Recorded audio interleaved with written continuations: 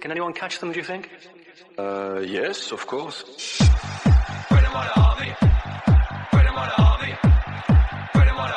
Yeah, unbelievable. We didn't expect that. As unbelievable as it sounds, this is another Arsenal podcast. That is the Away Gooners podcast. We bring news and reaction from Arsenal fans from all over the world. Hi everyone, welcome to another episode of the Away Gooners podcast. We have got Ellen and Arun with us. Hi guys. Hello. Hi. Arsenal would probably kill us, right? With the way they are doing stuff. We win against Newcastle. We have all this positivity that we are going to go ahead with the Europa League second leg. Everyone predicted a win. Arun predicted a 1-0 and then Deepak predicted a 2-0. And then we go out against Unai Emery. And the worst thing is after that again we play against West Brom and then we win again a 3-0 game. Like 3-1. Oh, 3-1. 3-1. Yeah. We didn't keep the clean sheet. It's okay. Whatever. We won 3-1, whatever, right? But after having so much time around, because I was fuming around that time, right? Like when the Villarreal game was completed, I was absolutely fuming. I was just going ballistic. I was probably like burning the shirt kind of energy I was in. But now that we have calmed down a little bit, Arun, what are your thoughts right now about us getting out of Europa League? Getting out of Europa League. It just we didn't show up. I mean, like it was a direct result of what we did on the pitch that we were kicked out, and I think we deserved to get kicked out on that day. Basically, on a day like that, when like we are having a goal advantage, we didn't make it seem like we had a real goal advantage at all. And Unai came knowing that he can sit back and just defend, not let us score a goal. But then for an entire 45 minutes, we didn't do anything at all. It was them all over us. So for me, yeah, I mean, like I don't know if I didn't expect us to get kicked out this way, but it wasn't the fact that we got kicked out. It was the way in which we played and the way in which we really did not play and got kicked out was what bothered me. Like apart from that, it's not a thing, getting kicked out thing, to be honest. I mean, like if you don't play well, you get kicked out. But like if you're not playing well on a day as important as that, when you know that everything is like hinging on it, that is unacceptable. I don't know if we have to blame the manager, the players, or whoever it might be, but like everybody has to take the blame, So I just see this as probably the lowest point that we could go to, and hopefully it should be like everything up from here. But that is not happening, Ellen, is it? Like we have been thinking this is probably the lowest point that Arsenal could go to, and somehow Arsenal kind of surprises. We thought when Wenger dropped out of top four, or when we were finishing in top four first, we thought like, oh, top four is not a trophy. This is bad. And then we dropped out of top four, and then we went like, this is very bad. Wenger should go. And then we get kicked out of Europa League in the final. Like, yeah, this is bad. And then Emery puts us at 8th position. And then we go all the way down to relegation. We come back to 10th. And have hopes build up for Europa League, and now that's gone too. Is it far-fetched that Arsenal could drop deep, or like I have absolutely no idea. No, like this is exactly what was happening to United when like Ferguson left. Let's be honest, like David Moyes, like every week or every like game, right? They were creating new unwanted records. We are doing exactly the same. But United, right, like after some time realized like this is not going to work out and they got Jose. Like see, let's think about Jose like as a separate entity, like consider him as a good coach alone. Okay, like they wanted like to win a big trophy so that like they get all the things back. So they got Jose and like they started Van Gaal, like changing Jose, that downward to an upward. Like downward to an upward, like because you need something like that to change, like which is going completely down. But with Arsenal, right, like it is going in a downward curve, and now like with no passion between players, or I don't even see passion from coach also. Like so, the passion is completely gone. Like so, it needs something different to happen so that they get the spark back. I don't know when that will happen, or like maybe like getting some 3-4 good players, like world class players or something, will help us out. But again, with no Europa, that kind of players might not come and join us also. So I'm like really confused because, like, say, in the past when you have seen But Wenger's team, Ellen, is it like the quality of players or the mentality of players really? mentality, it's more mentality because Yeah, seriously, that's what I feel because like it's what more motivation do you need? Like you know that you're like sucking balls in the league. You know you're like terrible in the league. You have no chance of finishing in any European spots. And this is your only way to at least have a sniff at something, play a final that would increase your chances. You don't need like a speech like how we see in all these sport movies to get inspired and like do something about it. You as a player playing at that level with the motivation, it should come naturally from within. Like I do not understand like why they need someone else to motivate you. And that's where I find like it's no, like the issue here is, Arun, like what I see is like players have like they doesn't want to play for Arsenal anymore. That's what I get the feel. See, if you take Wenger's team, right, like even the Carling Cup or the Mickey Mouse Cup, whatever we call, or like even the Emirates Cup, right, the players will play even more like with more passion than what we saw that day. And like if you see players like, see, if you take like in our team who are all like good players, like not based on current form or anything, like based on just the team thing, right? We'll say Auba, Leno, like lot more players. All these players, right? This entire season they have degraded more. It's not like one player or two player, like so we can say like say Auba like has aged now, and because of that he might have lost some of his sharpness or something. But it is not only him. The entire people, like see, even like Willian, we might be saying a lot of things, but Willian, like even in the last year in Chelsea, he did something. Yeah, Willian Nothing he at was doing. Chelsea was a nightmare for us, right? That's what I'm Whenever saying. we played Now, against Chelsea, yeah. we always feared Willian's gonna do something. So Hazard that or is what Willian will do something. now with us, right? Like he is not even like 10% of that level. Like and whatever we are blaming, it is rightly done. But like when I try to see, right, like there are like lot of things. I'm not like blaming Arteta or like blaming the board, or even it could be like fans, right? If one of our players make mistakes, they make it like a very big thing, and like the touch with like plans is also not there with the players anymore. Is what I feel because people closing that Twitter account or like Insta account. That kind of a thing, right? Like, so I don't think that players have the feel which they used to have before that I am playing for Arsenal. But I feel that is completely gone. But Ellen, that is also the other way around, right? Like, there has to be something for the fans to cheer, right? That's when we sing songs for certain players, like Alexis Sanchez. When he came in, he gave us the hype. He gave us the moment of joy. We don't have any players apart from Auba who did that last year with the FA Cup. We don't have players who give that moment to us. Let me put it like Xhaka, for example, right? He made one mistake in that game, but even before that, also like he was playing better. But just because of that mistake, you know how the fans what level they went. See, that is the thing. No, that is what I'm saying. Like say, if you take other clubs, right, they also blame their players. But once like Xhaka started playing better also, people were just like comparing with the old one and they were not at all praising him at all. They were still criticizing him. Even now, right, we say Xhaka will always make a mistake. But like he gives like say 10 games, he plays really well on 8 games, which we completely forget because of those 2 mistakes.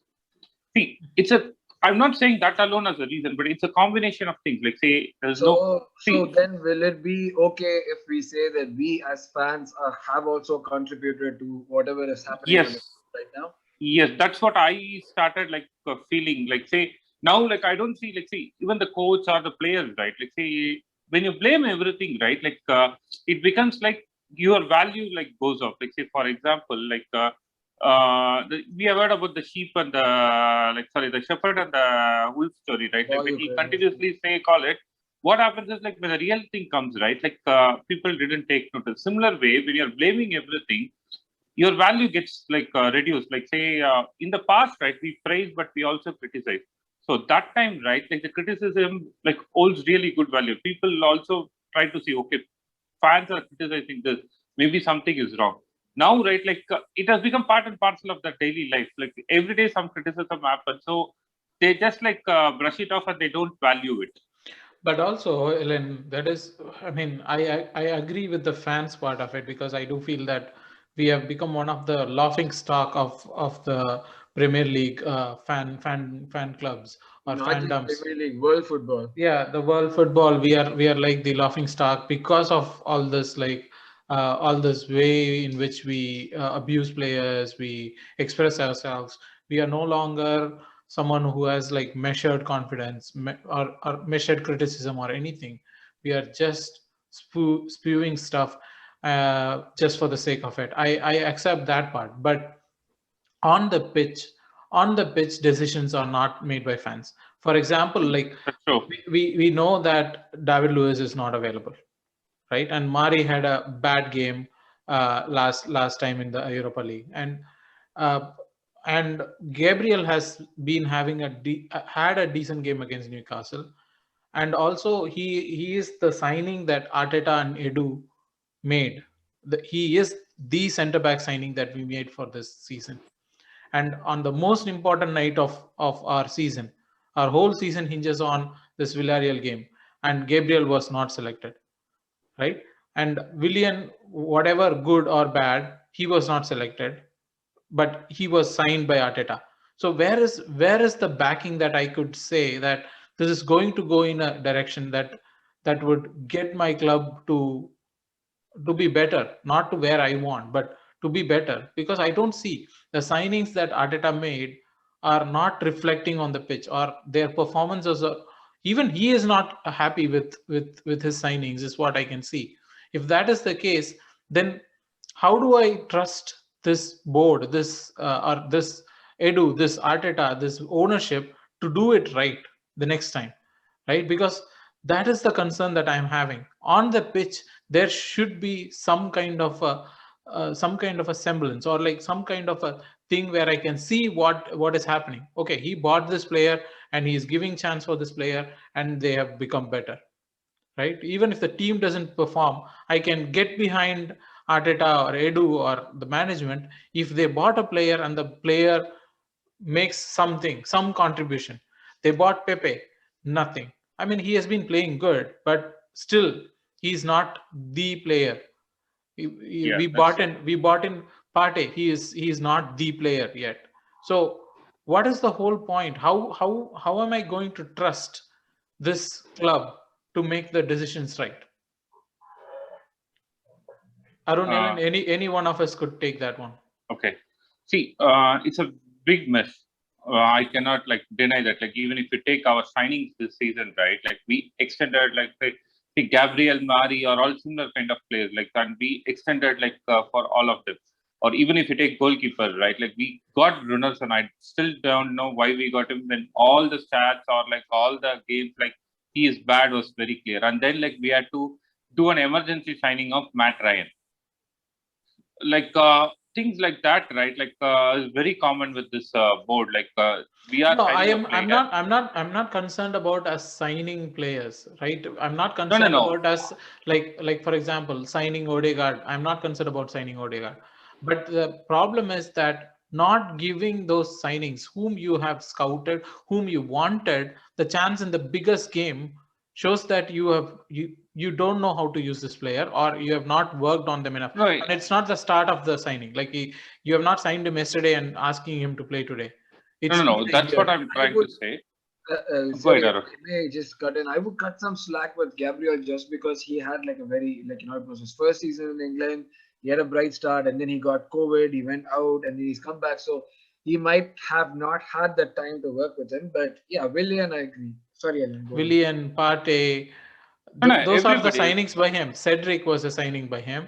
Where is Cedric? Like we told that to ourselves that why did we extend Cedric? Because he can play left back too, and he could be a cover for Tierney. And Tierney gets injured, we get Xhaka in that position. And when Xhaka pulls out, we get a half fit Tierney in before we go for Cedric. Where is Cedric? Really, I don't know. No. That is what I was about to add. Like the reason is like see when I said like about signings as an example, right? Like signing like players whom they want. Like see when like say for example Wenger signs someone, or like any other coach, like if you take like they will like live or die by that player most of the time. But whereas with Arteta, right, like the players whom he signs itself, he doesn't trust them.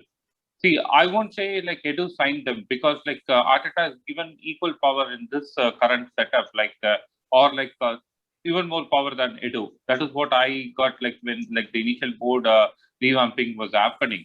So like Arteta has to take some blame for that. And like say you got a player, like say either you should have developed them or like see player like Partey, for example, right? I agree this is his first season, he had some injuries, everything. But the way he's playing now, right? Like that is like even not even 1% of his caliber. Like he cannot be bad like within like 6 months to that level. See, players can get bad or players cannot adapt to a particular league, but like not even doing some of the basics right, means somewhere there is a big issue. See, again, I might not like see. Sometimes what happens is like when you get a young coach, right? Like players whom you have played in the last few years. You take players like David Lewis, he might have played with Arteta itself directly. So sometimes, right, like what happens is like the coach might not get the same respect from players. So the coach might try to do some of the tactics. But Ellen, the concern for me is not about just Arteta, right? The concern for me is like with everyone, like Pepe or Torreira. Torreira, when we signed him, that was the World Cup year, and he bossed the midfield for Argentina. I was so excited when we signed him. And then Ronaldo quiet.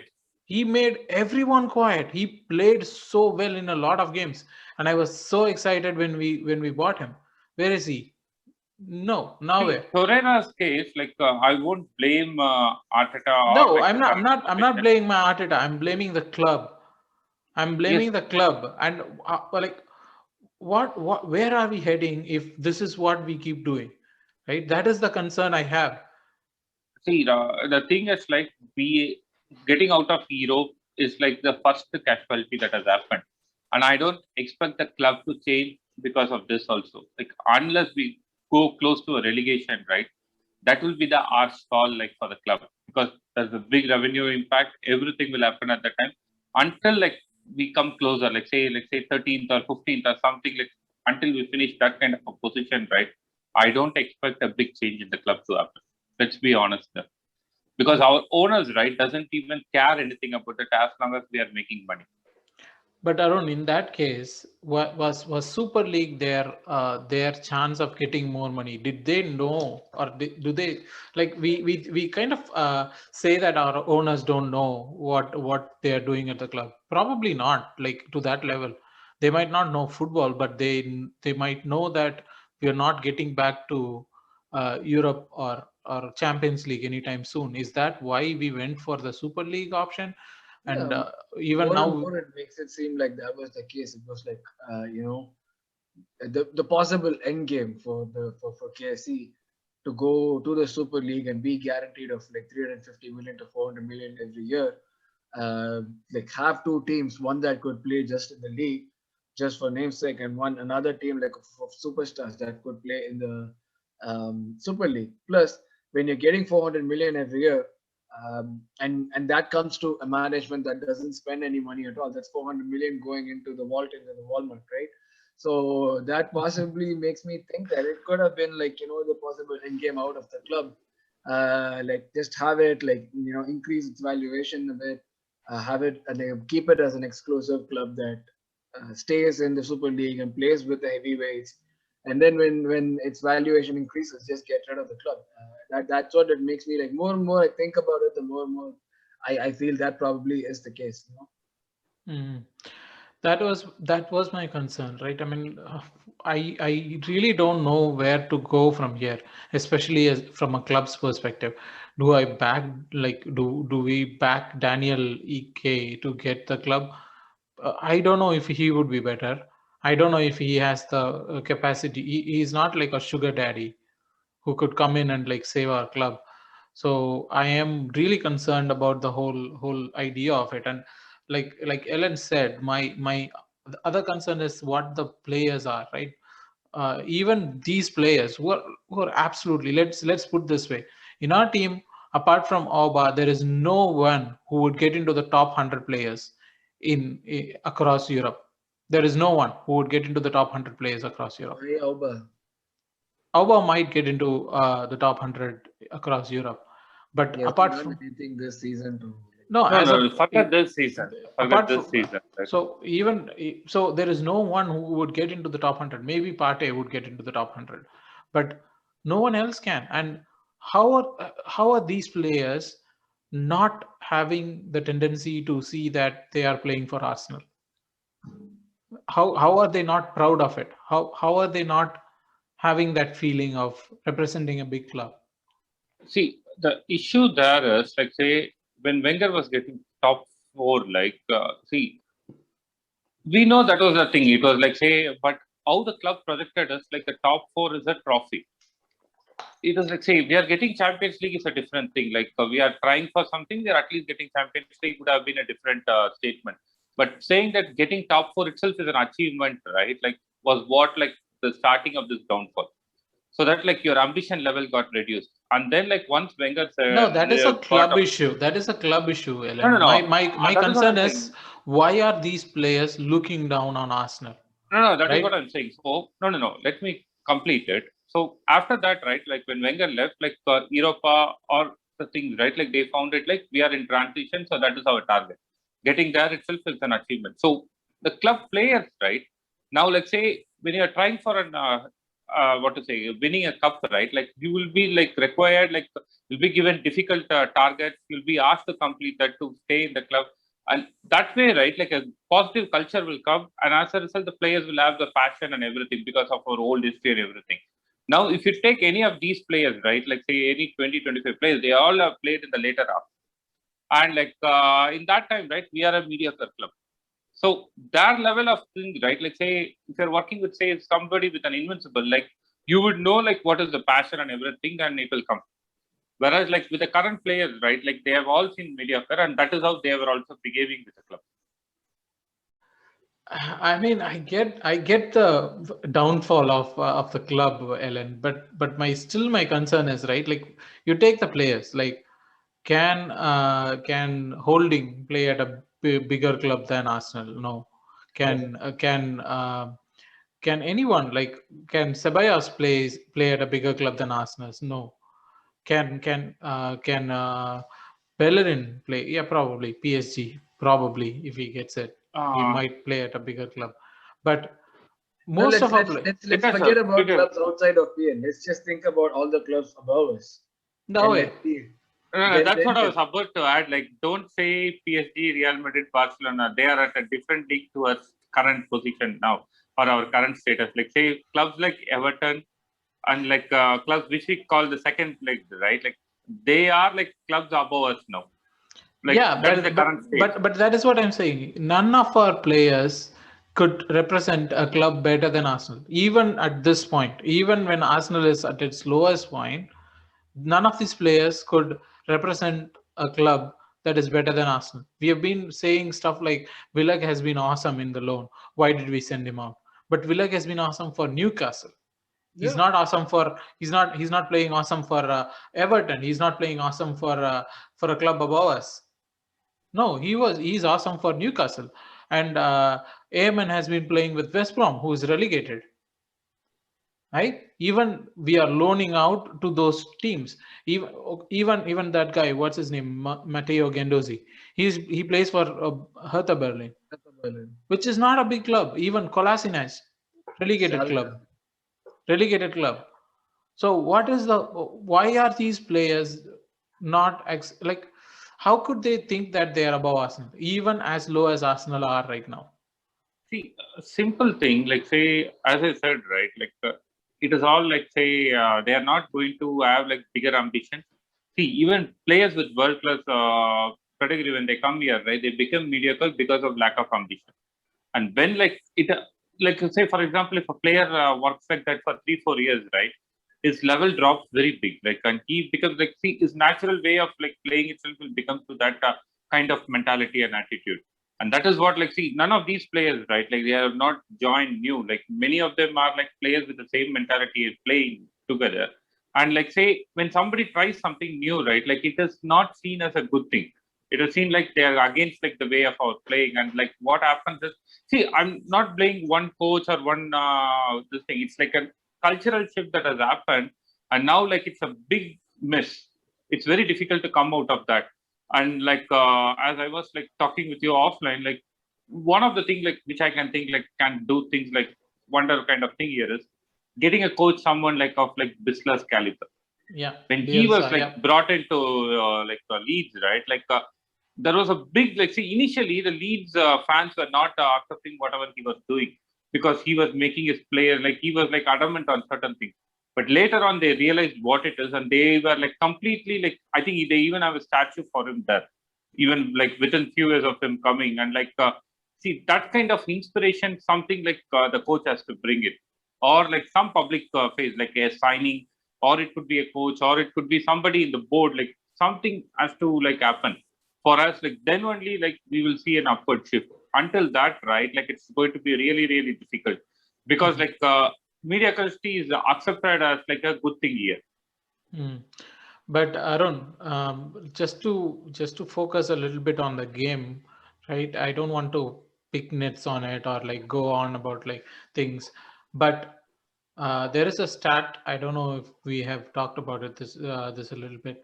Willian has played just 30 minutes less than Pepe in the entire season. That is a crime. That is absolutely a crime, and that is on Arteta. Willian has 1 goal this entire season, and he has played just 30 minutes of game time less than Pepe. You can interpret it in so many ways, but like they were not competing for the same spot most of the time. No, but still, it is. How could a player who has performed literally better than everyone else in our team in Europa League till that point, who's Pepe, be played the same amount of minutes, almost the same amount of minutes as Willian? Okay, Vijay, like And he has not gone into a injury. Like we cannot say, oh, Pepe was injured. No, Pepe was not injured. No, because of one thing, like say, I agree to whatever you are saying. Like that, see, Willian like was really bad this season, but like just the stats doesn't say everything, right? Like one thing was like Willian was playing initially like for a longer duration, like say like pre-December and like post-December, and like before Pate and like properly was integrated. Our main strategy was like a back three where we were like just defending. We were not at all creating anything. So that was the period like where he played the most. See, I'm not like supporting Willian. Like he could have really done better, but like at the time the overall strategy itself was like defending. And Willian was preferred for many games also mainly because he can defend better than Pepe. So the strategy itself was defending. So maybe that could have been a reason for like majority of his games at the initial time, like where he didn't have an attacking output. But after that, right, it was like completely Willian's control only. Like he could have brought in a better output, which he didn't do. I accept on that and this thing. So, but the stats, right, might be misleading here is what I was trying to say. But again, Pepe, if he had started, right, like Pepe would have given a different dimension to this team. And he's more of a confidence player. And like, I agree on whatever you said about Arteta. So, but when even Pepe, if you think about it, Ellen, if Pepe took a long time, as much as I am like, backing Pepe, he did take a long time. It was, if you guys remember, there was one performance where he like, was running all over the pitch. He was like in the final third, he was in the first third, he was defending. And that was like a huge turning point after which he sort of, even Arteta came out and said like, seems like Pepe has finally understood what his role is and he knows like he can do things. And even that did not happen last year. That happened this year. It was not like Pepe was playing fantastically well to guarantee a team spot. I agree. No. That's why I said like starting Willian before Pepe at the initial stages, right? Like we're right. So that's why I was not blaming them. But the issue for me is when Pepe starts playing well, right? The next match he was not available, or like he would be fit, he will not start. Like that was a trend. Like say he'll play well for 2-3 matches, or like he'll like play decent for 2-3 matches, and then right like he will not play for 2-3 matches. That was like a trend that was happening this entire season. See, even the center backs, right? Like it was completely rotated. Like you can say about a lot of players at a lot of positions. Like the same thing was happening.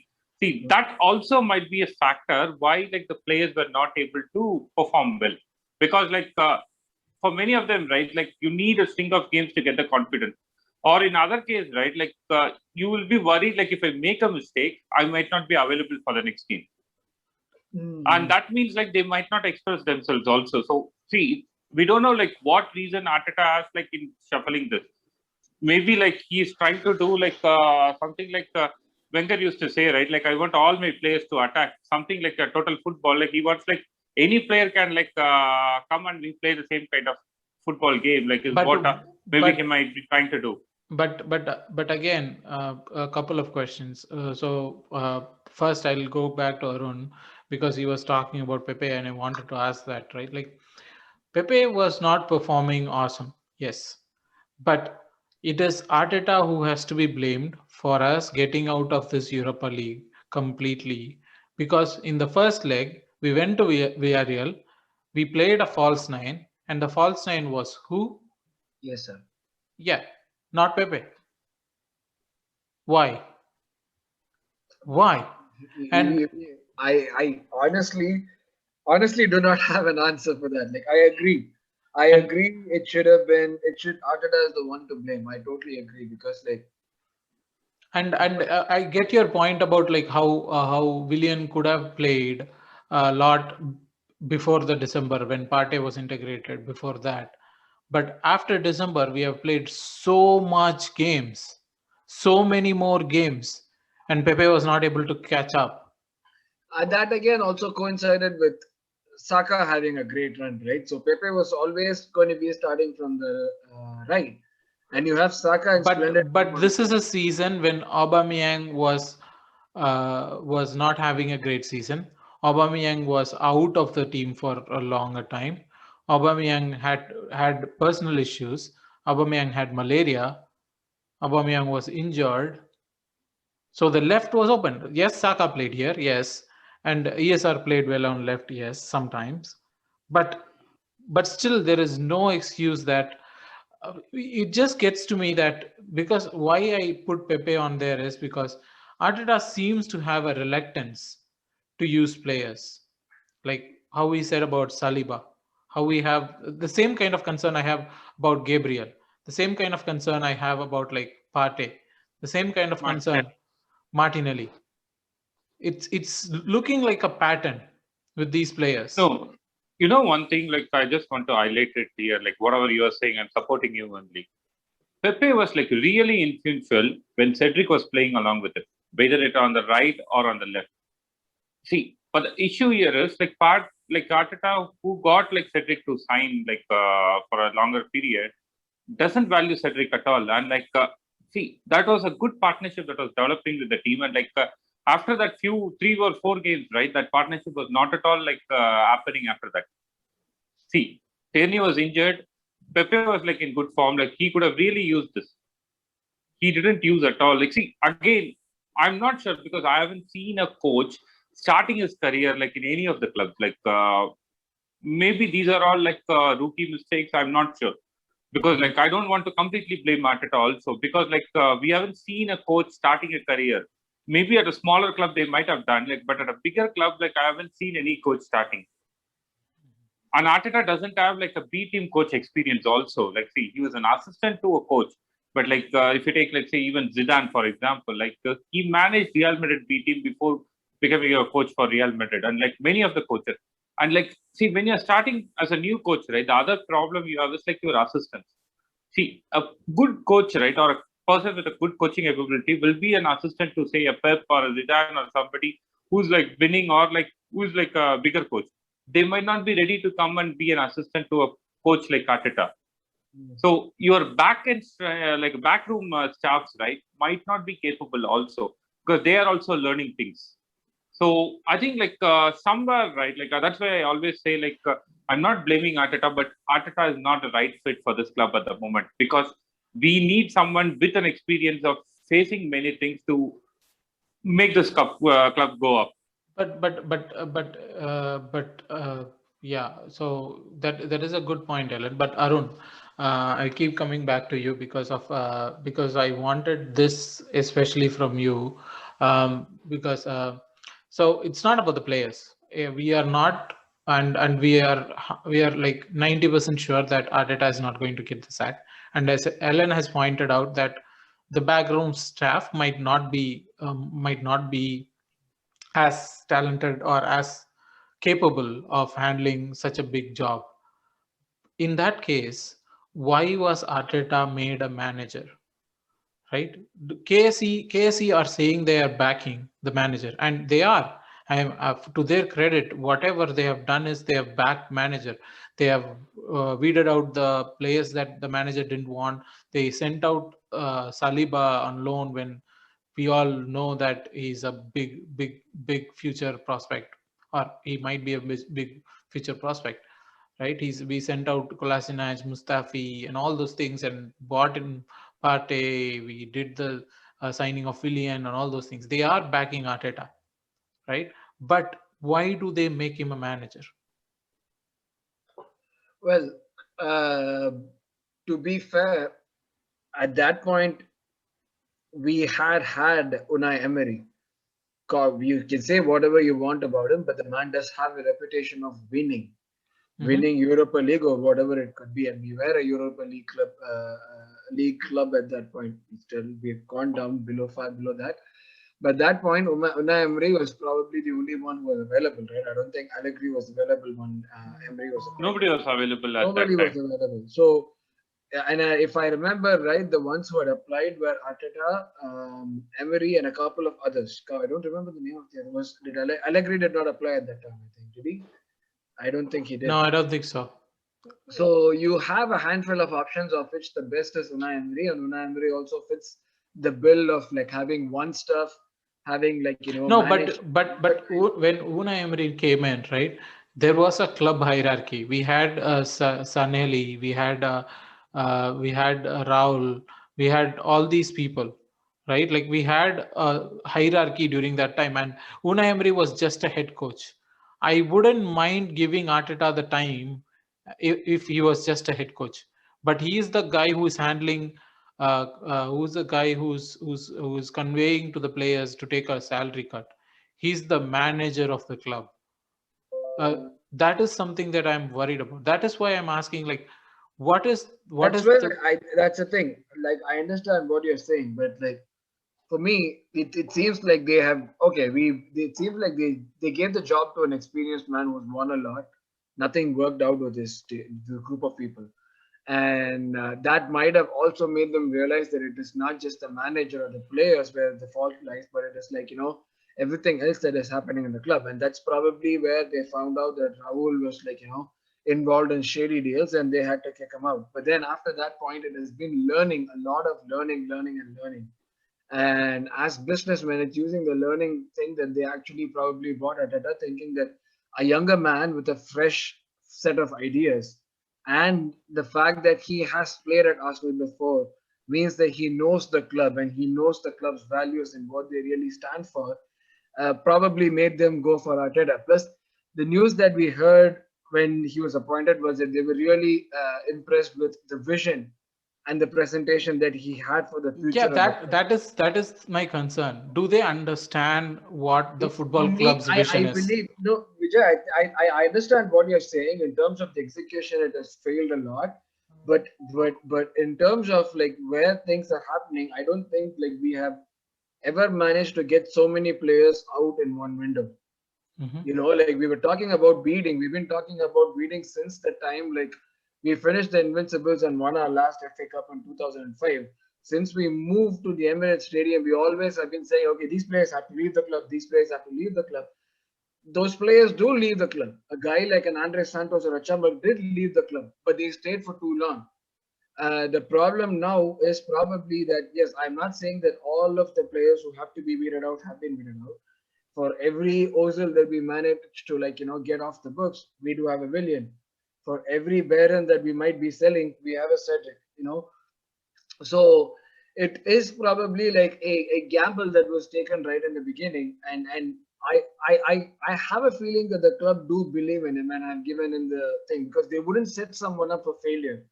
That for me like wouldn't happen, especially knowing that he's not like someone experienced. Because with Emery it was very different, right? Emery, like they got a player that he did not want. They got Pepe. He did not want Pepe. At the same time, he was also an experienced coach, so the expectation on him was much higher. With the thing that he would be able to do much better with the set of players that we had. But then, once the players got on the pitch and we actually realized what was happening, it it showed that the problem was much bigger than what it was with respect to the manager or the players, like I said. So it's a vision that had to be followed. I'm not going to say trust the process because I'm not on that. I'm not on that. No. It's just, I'm just trying to rationally see like what could possibly be the reasons, because you get another manager like say Mourinho or Thomas Tuchel without spending very high in one window alone, or like getting all that you want in one window, you're not going to be able to get where you want to, and that is not happening at a club like Arsenal, right? So it's like that's the reason why Mourinho failed at Tottenham. It was not because of Tottenham being Tottenham. It was just because of Mourinho not being able to adapt to the club's requirements and the vision. That's the thing. Like, and it would have been the same for any manager on this side, and that's probably where like I feel the club decided to take a gamble on Arteta, given the fact that he's learned from probably the best manager in the world right now, and that he would be able to implement a few things and maybe like even develop players, given that we are having younger players coming out, you know. So we cannot buy 200 million worth of players in one window or even 2-3 windows, right? But I am assuming that if we spend like maybe 100 million once and we are able to work with the youngsters, we could possibly do something. It's just based on like I'm just like thinking from the club's perspective, not really Arteta's perspective. I understand we haven't seen a lot of evidence of that happening on the pitch this season, but I'm just like positively speculating, thinking like the club and their rationale behind like, you know, appointing him. Ellen, but in this scenario especially, what I'm thinking about is, especially since we have dropped out of Europe, we are definitely not having Europe anyways. We are going to have just the league and the cups, FA Cup and Carabao Cup. And if we have to focus on the youth, and we do have good youth, I mean, we hype up our players a lot, but we do have decent youth who could push us to we have some good players in our team. Would having Freddie help during this scenario? Right now, that was what the thought that was going on my mind. Like we should have done some way, like to like what happened was like Freddie was like once we appointed Arteta, right? Freddie was like completely like left out. Yeah. Like initially, like see, at the time, right? If the club had valued him, he was an invincible. Like yeah, he had like achieved a lot of things with the club, and the club didn't value him at that moment. Like say, if we had valued him, right? Like there was a possibility he might have stayed back. And like he could have, like say, Arteta's one of the main problem was like playing with the youngsters, or like developing the youngsters. Like is a bigger problem for Arteta now. Like and Freddie would have definitely helped there, based on whatever he had done with the under 23, Saka or anybody we are saying that they are all Freddie's developed players only. So he might have actually helped Arteta also. Like say again, that's again is what I said. Like Freddie has his own aspiration too. So he might not have worked under Arteta too, because he wanted to be a coach himself.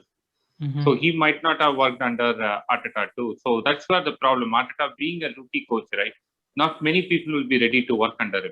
And that is also like, as Arun was saying, right? Like I was actually like thinking on the same line, like say, why he has become manager is also because of that, is what I believe. Because if you take Wenger or anybody, right? Like say if somebody comes and says like, this is not possible.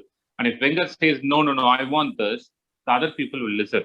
Whereas when Arteta is not given the power, right? Like if he says something, the other people will overpower Arteta, and Arteta might not get what he wants to do on the pitch. So that is, I think, is the reason why he was given more power by the board. See, it has its own issues, but like we cannot blame the board completely for doing all of this, because they had like, see, we are going down. So they wanted to do something, and they thought, okay, we'll get like somebody like an Arteta who's a good image person, as well as like he had some credentials. Like that was not, and even now we are saying like he might be a good coach in the future. And they thought like we need someone like that, and they were completely backing. and they're still backing him. Like say again, like as Arun said, like we have like lot of deadwoods like have been like left out. I'd like say maybe if you get like some experienced players, because Arteta is struggling with youngsters, maybe some experienced players, or like say somebody to mentor or guide Arteta to. Maybe somebody like of that caliber, right? Like if you add into the board. See, Wenger is also like a problem, I will say, because Arteta is adamant on what he wants to do. Wenger is a similar kind of person. So that kind of a person might not be a proper mentor for him. Somebody like who can like say the realities and like show him the realities and like how he can adapt kind of thing. If you get a mentor like that, like as some position in that club, right? Again, like they are all good players, but like I cannot say like because DB10 was a failure in his coaching stint. Like he was not that good. Like see, not great players will become like the great coaches. If we do play in Europe ever, he's not going to travel to. So like see, we need somebody like see if you take Tuchel or any coach, whatever we are saying, right, they all have a good support staff, or like something like that is needed. Like then only like this thing, and that is what the club is trying to. Like I'm not like completely blame. Like say, and we were always saying like for example like Stan Kroenke or Jose Kroenke doesn't come here or watch the matches. Or see, that's a different culture. I'm not saying that that should not be done, but if you see right, like a business person, right, doesn't have to know the entire thing for him to take a business decision. No, but also it's not just a business, right? The business is on the pitch too. So it's a sport. No, that is what I'm saying. So he could take the business decisions, but he has to appoint the right person to take the sporting decisions. See, and that is what is missing. No, that is what is happening. Let's see, until Wenger was there, right? Like they didn't have to think about this at all. That was the case. Now only they have started like, and they're trying something. Let's see, you will not succeed in all your decisions. Like, and that is what is happening. And now they are realizing the problem is a lot more bigger, and they are trying to clear out one by one. So maybe there will be a time like where like all of this would have been cleared out, and then we'll start seeing the improvement. But like, see, you are putting hundreds of money, like, and you want something back. No, you want something back. Yeah, I know. I get it. I get it. It's a lot more positive than what I expected from you, Ellen. That's all. No. See, I'm like especially on the owners. I'm still blaming. No. See, I'm like again, like see, I don't want like Stan to be our owner. Like I'm not like that. But the thing here is like, see, completely saying that like he doesn't care about this club is also not wrong, because see, even though they might not care about this club as a footballing club or like for its culture or anything, they have invested something from this. They want something in return. See, Arsenal not doing well will affect their shares there too. It's not like they are not impacted because we are not doing well. Like, so there is an impact to them, financial or whatever impact. So a proper business person, right, will not like worry until there's an impact to his business. And once there's an impact to this business, right, he will make sure like things are changing. So there is an impact now for them with like we not going to like the Super League and other things, right? That might have been, as Arun said, might have been a reason like why they were not carrying this much till now, because they know there is a exit way for them. But with that becoming a problem now, right? Now they have to care about the club to get their revenues back. So maybe there could be a shift is what I believe. Mm-hmm. So if that doesn't happen, right, like we have to say like Arsenal is close. So anyways, we have talked enough about the Europa League exit. Do you guys want to talk quickly about the West Brom game? Because I don't. I really don't want to talk about any of the games going forward, because it doesn't make any sense. But we did score 3 goals, and like, no, I want to talk one thing on the West Brom game, like not about the goals or like this thing. You have like extended or like you have made Balogun to sign a contract. Yeah. We have nothing to lose in the league position now. Yep. Like we are not going to get Europa also based on our league position. So why was he not getting a chance even now? If he's going to be our only now Martinelli got a chance. Okay, so Balogun has to wait for another few months. No, like what I'm saying is like Martinelli. can play on the wings again. Like he can Yeah. play in the center. Like say, But then we could Pepe have, like, doesn't play.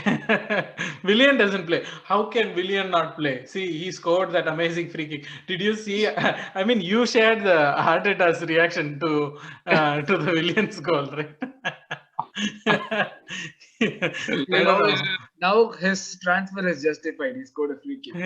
He scored. no, the thing is, like, see, Ceballos is going to leave the club in another 3-4 games. Like, he is starting. Why does he has to start? You could have, like, started like that guy Aziz, right? Like, who plays in that position. Yeah.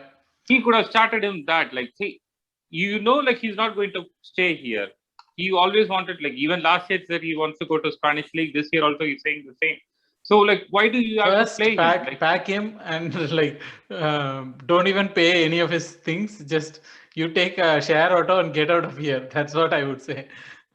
No, that's what. So, like, useless fellows. like, we are playing him still now. Like, see, those are kind of things, right? I'm still, like, confused because, like, that is not like what you say. Like, we are moving towards a positive. Like, what would happen, Arun, if we actually signed Ceballos at the end of the season? I wouldn't be surprised though. I wouldn't know who to blame at that point. I really don't know who to blame. Like, is it like Arteta for wanting to sign someone who's probably like came the closest to costing, like, losing his job, or like the club who, in spite of like seeing all the things that happen on the field, wanting to sign him? I really wouldn't know. But anyways, guys, let's do a quick prediction for the Chelsea game, because that's all we do. Arun, do you want to go first? Chelsea game prediction? Oh, we're going to lose. We're going to lose with this one really bad. I would say 2-1 or 3-1. We're going to lose this one. Okay. 3-1 to Chelsea. Okay. It's an home or an away game. Doesn't matter. No, it matters. It matters because in home, right, we'll definitely lose. At home, we won't even score that one goal. Okay. Yeah, that's what I was like. Let me check. I didn't even check where the game is. Like, I'm like, okay, done. Okay, quick check of where are we playing.